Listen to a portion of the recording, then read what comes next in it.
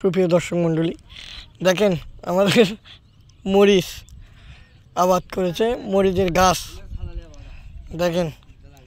আমাদের মরিচের গাছ একবারে ছোট, বীজের থেকে গাছ ওঠার পরে সেই গাছ এনে চারা দেওয়া রোপণ করা হয়েছিল, তারপরে লাগানো হয়েছে। দেখেন ক্যামেরা ধরা যাচ্ছে না যে গাছ আছে, কিন্তু গাছ আছে। কিন্তু এই যে দেখেন, এই যে 1 বিঘে, এই যে দেখেন এখন কিন্তু আমাদের মরিচের ভেঁতে পরিষ্কার করা হচ্ছে, নিড়ান হচ্ছে। এই যে দেখেন এই পাশে একটু গাছ টাছ ভালো আছে, এই পাশে একটু মার গেছে। বা দেখেন এত পরিমাণ ঘাস হচ্ছিল, এই ঘাসের জন্যে এই গাছগুলো ঢাকে ছিল, এই ঘাসের জন্যে সেই ঘাসগুলো সাফ করে দেওয়া হচ্ছে। এই যে দেখেন, এরপরে আরেকটি ভিউ দেখাবো আপনাদেরকে। সেই ভিউ মনে করেন ঘাস দিয়ে গাছের কোনো অস্তিত্ব নেই, ডুবে গেছে। তো আমার সঙ্গে থাকুন।